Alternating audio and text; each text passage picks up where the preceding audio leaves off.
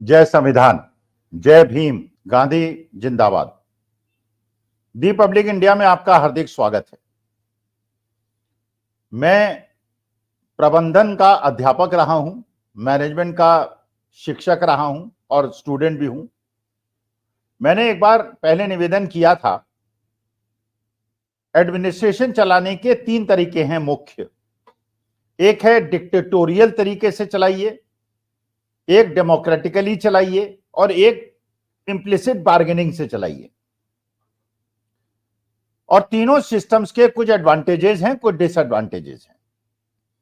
अगर आप अपने को बड़ा स्ट्रांग लीडर की तरह पेश करते हैं ऑर्गेनाइजेशन के अंदर, उसके भी कुछ फायदे हैं। उसका फायदा यह है कि डिसिप्लिन मेंटेन रहता है। इमरजेंसी में भी आपको याद होगा, जो लोग उस उम्र के हैं, उस समय डिसिप्लिन कब हो गया था। डेमोक्रेसी की हत्या हुई थी, लोकतंत्र की हत्या जरूर हुई थी, लेकिन डिसिप्लिन कायम हो गया था, तो डर था। तो जब डिक्टेटरशिप होती है तो डर होता है, और डर होता है जो डिसिप्लिन होती है। बाकी संविधान की और डेमोक्रेसी की बात छोड़ें, तो ऑर्गेनाइजेशन कुछ ऐसी होती हैं जहां डिक्टेटोरियल स्टाइल ऑफ फंक्शनिंग होती है। लेकिन इसके अंदर जो डिसएडवांटेज सबसे बड़ा होता है, जब डिक्टेटर कमजोर पड़ता है, जब वो उसकी शक्ति कम होने लगती है, तो उसी के मातहत जो उससे डरते थे वो विद्रोह करने लगते हैं। और जब विद्रोह करने लगते हैं तो उस विद्रोह को रोक पाने की क्षमता डिक्टेटर के अंदर नहीं होती। आपने जर्मनी में देखा, आपने इटली में देखा, नॉर्थ कोरिया में भी देखेंगे थोड़े दिनों में, चीन में भी देखेंगे, रूस में भी देखेंगे। तो समय लंबा हो सकता है डिक्टेटरशिप का, लेकिन अल्टीमेटली गुड सेंस प्रिवेल्स और ये डिक्टेटरशिप खत्म होती है। लेकिन तब तक ये डिक्टेटरशिप चलती है जब तक लोग डरते हैं। जब डर खत्म हो जाता है, डिक्टेटरशिप भी खत्म हो जाती है। भारतीय लोकतंत्र के परिप्रेक्ष्य में डर खत्म होने लगा है। एक वीडियो मैं पेश करूंगा, इससे आप मतलब खुद निकाल सकते हैं, इसको देख के मतलब निकाल सकते हैं। इस वीडियो में सब मंत्रीगण खड़े हुए हैं लाइन से, योगी जी भी खड़े हुए हैं, अमित शाह जी सबसे आगे हैं, उसके पीछे राजनाथ सिंह हैं, बाकी मंत्री हैं बड़े बड़े। सब लोग अमित शाह जी को प्रणाम करते हैं, योगी जी प्रणाम नहीं करते। अमित शाह योगी जी को घूर के देखते हैं, तब भी योगी जी प्रणाम नहीं करते, नमस्कार नहीं करते। और जब अमित शाह आगे बढ़ जाते हैं और राजनाथ सिंह आगे बढ़ते हैं, तो राजनाथ सिंह को प्रणाम करते हैं योगी आदित्यनाथ। इसका मतलब पकड़ कमजोर पड़ रही है दिल्ली की। बाकी प्रदेशों को छोड़ दीजिए, जो भारतीय जनता पार्टी का, और जिस प्रदेश की वजह से लोग दिल्ली की सत्ता में पहुंचते हैं, और जिसकी वजह से माननीय मोदी जी गुजरात छोड़ के काशी से इलेक्शन लड़ने आए थे, क्योंकि वो जानते हैं कि सत्ता का जो कुर्सी है वो उत्तर प्रदेश से आती है। उस उत्तर प्रदेश के मुख्यमंत्री देश के गृह मंत्री को प्रणाम नहीं करते और राजनाथ सिंह को प्रणाम करते हैं। तो क्या वो कुछ इंडिकेट करना चाह रहे हैं कि दिल्ली के अंदर कुछ होने वाला है? सब जानते हैं, चर्चा है बहुत दिनों से, अमित शाह केशव प्रसाद मौर्य को और ब्रजेश पाठक को सपोर्ट कर रहे हैं और योगी जी के खिलाफत कर रहे हैं। बाकी भी जब टिकट बटे तो उन्होंने जो योगी जी के खास लोग थे उनके टिकट काटे, और जो उनके लोग थे उनको टिकट दिए। अब टेनी महाराज को टिकट दिया। टेनी महाराज के खिलाफ योगी जी थे, जबकि टेनी महाराज के बेटे 5-6 किसानों की हत्या के आरोपी थे और बेटा जेल में है। लेकिन क्योंकि अमित शाह जी के गृह राज्य मंत्री थे तो उनको टिकट मिला। वो दूसरी बात है कि वो चुनाव हार गए। ब्रजभूषण शरण सिंह को जो आरोपी थे बच्चियों के साथ, उनके बेटे को टिकट मिला, वो जीत गए। धनंजय सिंह जौनपुर वाले, उनको जेल भेजा गया, फिर छोड़ा गया, फिर उनसे सपोर्ट कराया गया बीजेपी को, लेकिन सीट हार गए। मतलब तलवारें तो खींची हुई हैं, ये तो सब जानते हैं। अभी तक ये हो रहा था कि अमित शाह और इतने मजबूत हैं कि वो योगी जी को हटवा देंगे।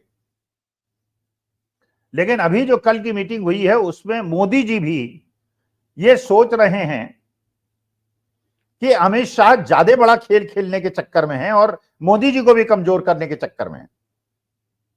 इसलिए उन्होंने इस बात पे बहुत नाखुशी जाहिर की कि अगर योगी आदित्यनाथ यूपी के अंदर कोई मीटिंग बुलाते हैं तो उसमें केशव प्रसाद मौर्य और ब्रजेश पाठक पहुंचते कैसे नहीं। ये तो एक प्रकार की इनडिसिप्लिन की चरम सीमा है कि मुख्यमंत्री की मीटिंग में डिप्टी चीफ मिनिस्टर्स ना पहुंचे, और उनको किसका वरद हस्त है ये सबको पता है। तो अमित शाह के प्रति नाराजगी मोदी जी ने इंडिकेट की, ऐसा बताया जाता है। और अगले दिन जो मीटिंग हुई उसमें योगी जी के बगल में ब्रजेश पाठक बैठे थे, केशव प्रसाद मौर्य दूर बैठे थे। मतलब योगी जी की और अमित शाह की लड़ाई में योगी जी अब भारी पड़ रहे हैं, और योगी जी इसलिए भी भारी पड़ रहे हैं कि जितने भी भारतीय जनता पार्टी के सांसद इस बार 2024 में जीत के आए हैं उसमें से 30 सांसद योगी जी के नजदीकी हैं। तो योगी जी को तो अमित शाह जी हटा नहीं पाए, लेकिन योगी जी ने दिखा दिया कि अगर मुझे छेड़ोगे तो मैं छोड़ूंगा नहीं, और अगर दिल्ली की सरकार अपनी तुम्हें बचानी है तो 30 ही सीटों का खेल है और 30 सांसद मेरे साथ हैं। वो बात दूसरी है, वो 30 सांसद बीजेपी छोड़ेंगे नहीं, वो अलग मुद्दा है, लेकिन योगी जी ने अपनी ताकत दिखा दी। तो अब ये नहीं समझ में आ रहा है कि अमित शाह योगी जी से लड़ रहे हैं या वास्तविकता में वो मोदी जी से भी लड़ रहे हैं, वो मोदी जी को रिप्लेस करना चाहते हैं। आपको याद होगा 2-3 दिन पहले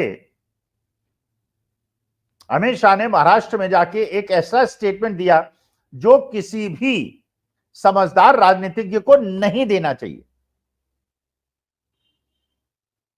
महाराष्ट्र के अंदर 3 महीने के बाद चुनाव है, लोकसभा के जो रिजल्ट्स आए हैं उससे बिल्कुल स्पष्ट है कि वहां पे महाअघाड़ी 2/3 मेजोरिटी या 3/4 मेजोरिटी से जीतेगी और भारतीय जनता पार्टी युति की बहुत बुरी हालत होने वाली है।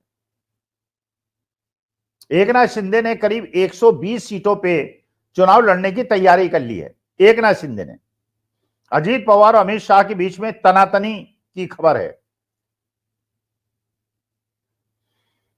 और अमित शाह ने वहां जाके स्टेटमेंट दे दिया कि सबसे बड़े भ्रष्टाचार के केंद्र महाराष्ट्र के नेता शरद पवार हैं। और ये कौन नहीं जानता कि शरद पवार की छवि और शरद पवार की इज्जत महाराष्ट्र के अंदर कितनी है।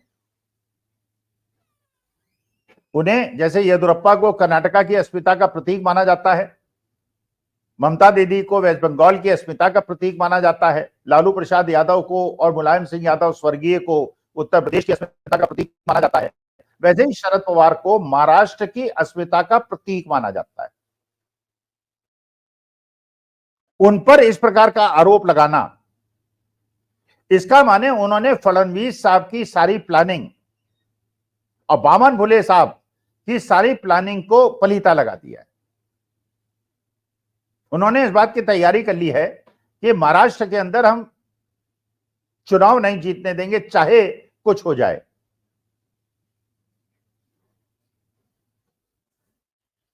हरियाणा के अंदर यह स्थिति है आज की तारीख में, जो पुराने नेता हैं, जो बड़े बड़े नेता हैं, उनमें आपस में तलवारें खिंची हुई हैं।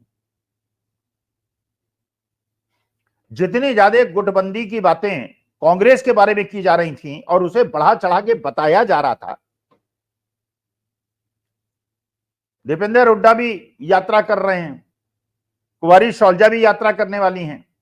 खबरें उड़ाई गई कि दीपेंद्र हुड्डा के जो पोस्टर्स लगे हैं उसमें शैलजा का और रणदीप सुरजेवाला का फोटो नहीं है, और शैलजा की जो मीटिंग होने वाली है उसमें जो पोस्टर्स है उसमें हुड्डा जी का और उदयभान जी का फोटो नहीं है।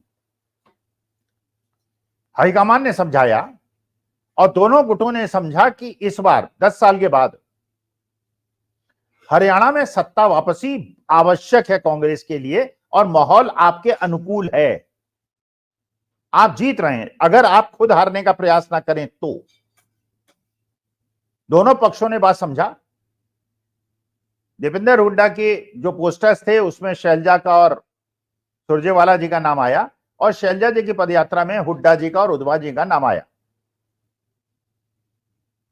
और कांग्रेस ने तैयारी कर ली अभी से कि जो लोग पिछले 2 विधानसभा चुनाव लगातार हारे हैं उनके टिकट कटेंगे, जो सिटिंग एमएलए हैं उनको टिकट मिलेंगे। और अभी से पूरा सर्वे करा के तैयारी कर ली जाए कि जीतने वाले कैंडिडेट्स को हरियाणा के अंदर विधानसभा चुनावों में लड़ाया जाए, क्योंकि हरियाणा का और महाराष्ट्र का चुनाव राजनीति की अगली दिशा को निर्धारित करेगा और बताएगा कि देश के अंदर क्या होने वाला है। झारखंड के अंदर हेमंत सोरेन को झूठे मसले में जेल भेजकर सुप्रीम कोर्ट ने दोबारा ईडी की जो प्ली थी उसको रिजेक्ट किया और हेमंत सोरेन को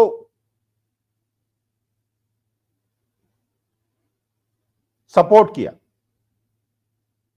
महाराष्ट्र के अंदर अनिल देशमुख ने खुलेआम कोर्ट के अंदर एफिडेविट दिया कि फडणवीस साहब के कहने पर उन पर दबाव था कि वो उद्धव ठाकरे के और आदित्य ठाकरे के खिलाफ एफिडेविट दें, जिससे उन्हें छोड़ा जा सके और उद्धव ठाकरे को और आदित्य ठाकरे को जेल भेजा जा सके।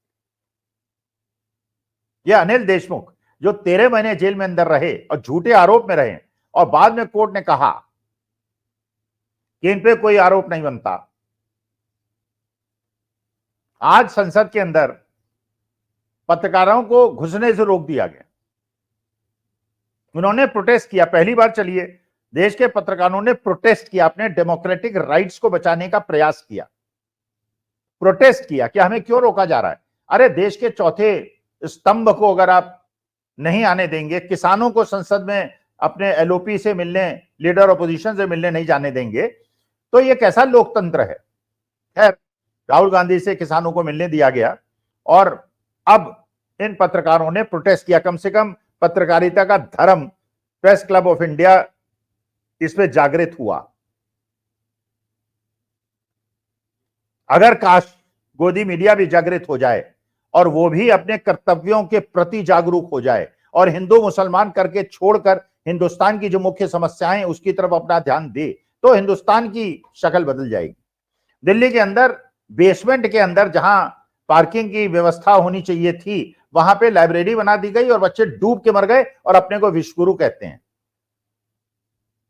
पूरे हिंदुस्तान के अंदर अवैध निर्माण है, केवल कानून इसलिए बनाए हैं कि लोग पैसा देके कानून तोड़ें। अगर कानूनी नहीं होगा तो पैसा कोई क्यों देगा। तो पैसा वसूलने के लिए सरकार ने कानून बनाए हैं, कानून तोड़ने पे कोई कार्रवाई नहीं है। गरीब आदमियों की झुग्गी और झोपड़ी को तोड़ने के लिए कोई कानून नहीं, एनकाउंटर करने पे कोई कानून नहीं। लेकिन अगर बड़ा आदमी एक अवैध निर्माण कराता है या सड़कों को घेरता है, उस पर कोई कार्रवाई, केवल पैसा कमाने के लिए।